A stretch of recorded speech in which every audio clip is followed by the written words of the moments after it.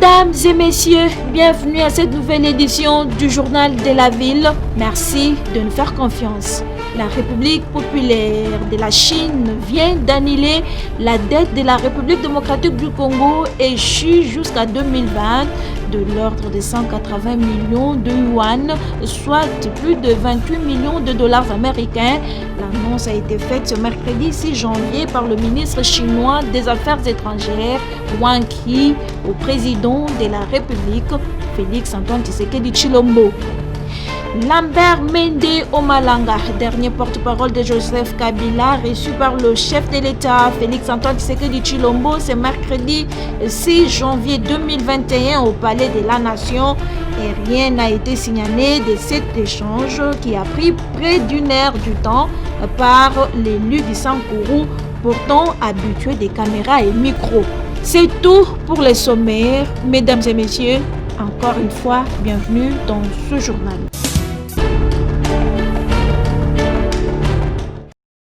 La République populaire de Chine vient d'annuler sa dette de la République démocratique du Congo échue jusqu'à 2020 de l'ordre de 180 millions de yuan, soit plus de 28 millions de dollars américains. C'est l'une des retombées de la rencontre ce mercredi au Palais de la Nation entre le président de la République Félix Antoine Tshisekedi Tshilombo et les conseillers d'État et ministres chinois des Affaires étrangères Wang Yi. Aussi, le gouvernement chinois a apporté un appui financier de 100 millions de yuan, 15 millions de dollars américains pour soutenir des projets de développement et 2 millions de dollars américains au titre d'appui à la présidence congolaise de l'Union africaine. Après avoir passé en revue les relations sino-congolaises depuis les années 70 et la nécessité de les redynamiser sur plusieurs axes, les deux hommes d'État ont décidé de réactiver la commission mixte Chine-RDC dès le premier trimestre de cette année. La coopération en matière d'infrastructures, des mines et les relations Chine-Afrique ont aussi été évoquées.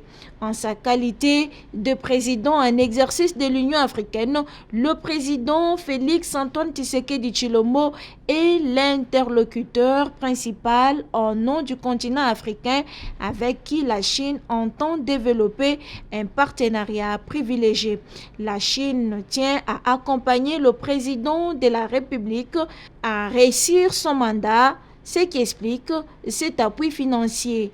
L'annulation de la dette devrait permettre à la RDC de lutter efficacement contre la pandémie de la COVID-19.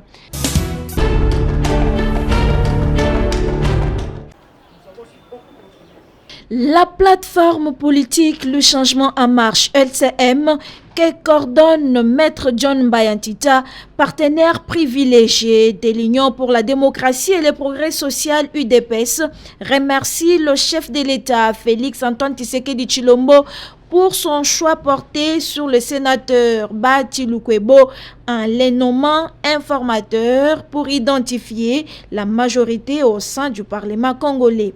Le LCM l'a ainsi dit au cours de sa première déclaration de l'année 2021 tenue ce mardi 5 janvier à Kinshasa.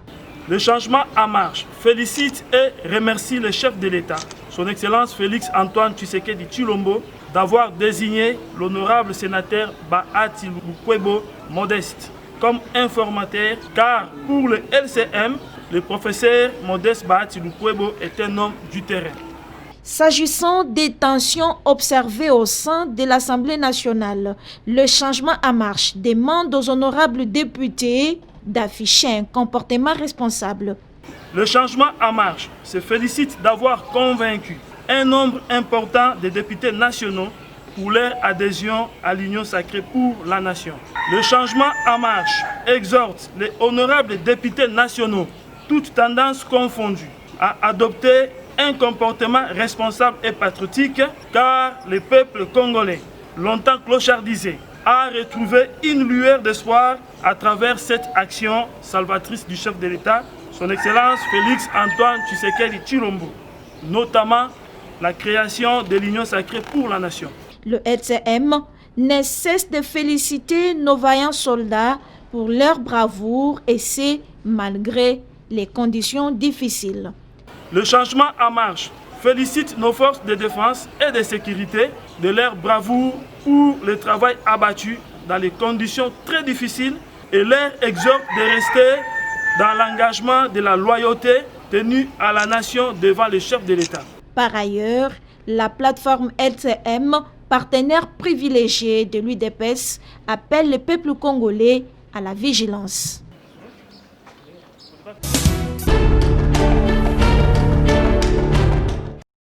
Arrestation du coordonnateur de la base de la République, Roger Lumbala Chitenga, en France, dans le cadre d'une procédure judiciaire ouverte sur base du rapport mapping de l'ONU concernant les graves crimes contre l'humanité. Ogun Zembela, cadre de son parti RCDN, donne ici sa version de faits et souligne que son président est inquiété par les simples faits qu'il soutient haut et fort l'union sacrée de la nation.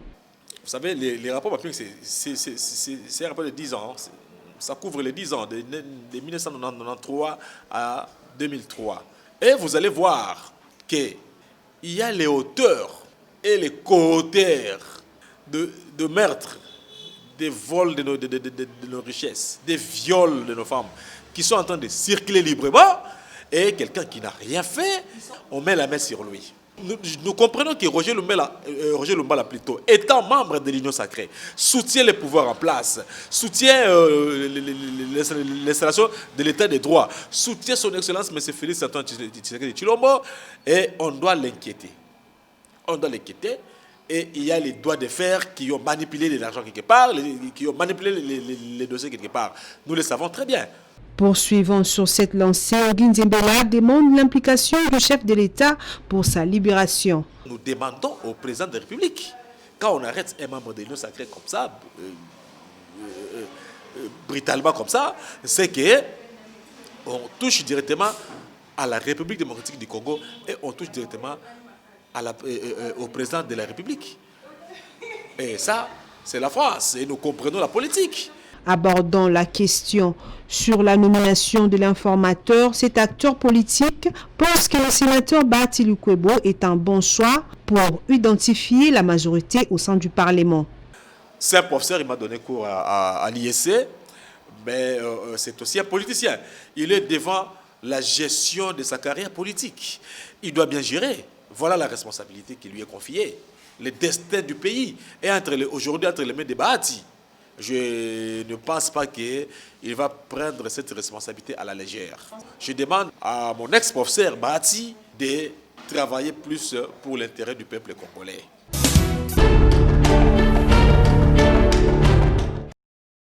Le Centre de recherche en phytothérapie, pharmacopée africaine et technologique pharmaceutique, CREPA en sigle, a mis sur le marché des produits. Il s'agit entre autres de Doubase C, anti-VIH, Covid-19 et Cancure.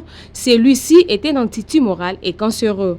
Ces deux médicaments sont le fruit de 33 ans de recherche du pharmacien-chercheur Constantin Bachengezi. Ces produits sont faits à base de plantes médicinales qu'on retrouve en RDC. J'ai découvert donc que sur la trentaine de plantes que j'avais sélectionnées, il y avait 3 plantes particulièrement qui s'étaient montrées très intéressantes en termes de propriétés anticancéreuses. J'ai affiné les méthodes. Sur les 3, 2 sont retenus ici dans la formulation de Doubase, une dans la formulation de Cancure. Ce n'est pas un secret. Il y a une plante de la famille des Anonacées et il y a une plante de la famille des Hypericacées. C'est en approfondissant le sujet que je découvre que pour la 3e plante, il y avait une certaine toxicité et donc j'ai dû la mettre de côté. Constantin Bachengezi fait savoir que CREPA Laboratoire compte à ce jour déjà plus de 50 patients Covid-19 et les résultats sont très positifs. Nous pensons qu'il y a des solutions beaucoup plus efficientes comme Doubase qui permettent de prendre le malade en charge en l'espace d'une semaine, 5 jours. En 2 jours, les symptômes tombent En 5 jours, 3 à 5 jours, le test devient négatif. On n'a pas besoin en ce moment-là de prendre en quarantaine les malades, de surcharger les hôpitaux et de rendre la vie sociale pratiquement invivable. À ce jour, nous avons environ 70 patients suivis sous de base C. Je vous dis 70, nous aurions pu avoir plus si on nous donnait l'accès facile aux patients dans les hôpitaux. Puisque si vous allez dans un hôpital avec de base C ou avec n'importe quel autre médicament, on vous dit ce n'est pas retenu au protocole national. Il invite par ailleurs le gouvernement congolais à reconnaître ces médicaments sur le plan national afin d'apporter la solution à tous les cas de Covid-19.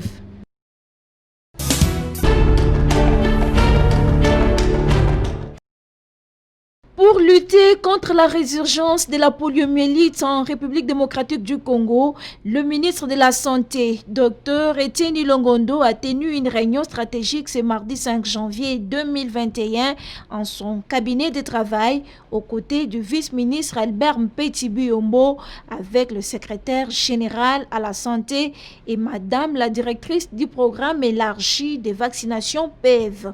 Au cours de cet entretien, il était question de faire le point en ce qui concerne le budget et la communication sur la campagne de ratissage qui se tiendra dans les tout prochains jours à Kinshasa dans 5 zones de santé, à savoir Mongafula 2, Nsele, Barumbu, Kalamu et Makala. Il tient de signaler que cette campagne de vaccination est prise en charge sur fonds propres du gouvernement de la République. La réunion portait sur la situation de la poliomyélite. Comme vous le savez, certaines zones de santé de la RDC ont fait face à des épidémies de polio. Il y a des activités qui avaient été organisées pour lutter contre cette épidémie de polio. Et à l'issue de l'évaluation finale, il y a eu des zones de santé, 5 zones de santé de Kinshasa, qui ont vu leurs résultats rejetés. C'est-à-dire que le nombre d'enfants qui ont été identifiés comme n'ayant pas reçu le vaccin était au-dessus de 9. Donc du coup, il fallait réorganiser la vaccination dans ces zones de santé-là. Et de ce fait, avec l'appui du gouvernement qui a pris en charge ce ratissage. Donc il était question qu'ensemble avec leurs excellences, nous puissions définir les modalités d'organisation de cette riposte dans ces 5 zones de santé pour vraiment arriver à arrêter cette épidémie de rougeole. La centrale de Sanga dans le Congo central, dont la construction a démarré en 1930 et les 2 premiers groupes ont été mis en ligne en 1932 avant son inauguration officielle en 1950 avec 6 groupes pour une capacité de 12 MW comme le centre de formation connaît aussi un vent nouveau avec sa réhabilitation. Cette centrale hydroélectrique avec sa capacité de 12 MW peut produire une énergie capable d'alimenter plus ou moins 4 cités à la hauteur de la cité de Kasangulu qui bénéficie d'ailleurs de l'énergie électrique provenant de ces barrages, une capacité non négligeable. Julien Kitenge, chef de la centrale de Sanga, explique ici la nature et le chronogramme des travaux à effectuer sur ces barrages. Initialement, cette centrale, quand elle avait été construite, elle alimentait Gombe et une partie de Sanga ici et Zongo.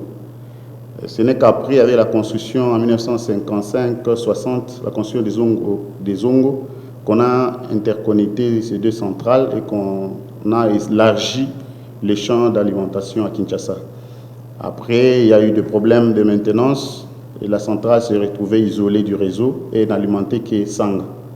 Mais il y avait toujours un service minimum de maintenance qui était toujours là pour essayer de garder les machines en bon état. Malheureusement, il y a eu des petits problèmes qui ont fait que certains groupes étaient tombés en panne. Donc actuellement, après des années, en 2017, il y a eu la hiérarchie a décidé d'initier un projet de réhabilitation. Donc la première phase de réhabilitation qui a porté sur les 3 groupes. Le groupe 1, et le groupe 4 et le groupe 6. Le groupe 6 a été réhabilité, c'était le premier d'ailleurs qu'on a réhabilité en 2017. En 2018, on a ajouté le groupe 1 et le groupe 4. Ça, c'était la première phase qui a aussi permis aux postes qui étaient hors service de rentrer aussi en service et de permettre l'interconnexion entre Sanga, Ezongo, Inga et tous les réseaux ouest. Donc c'est qu'en 2018 que cette centrale s'est retrouvée encore à la production, alimentant Kasangulu et Gombe Matadi.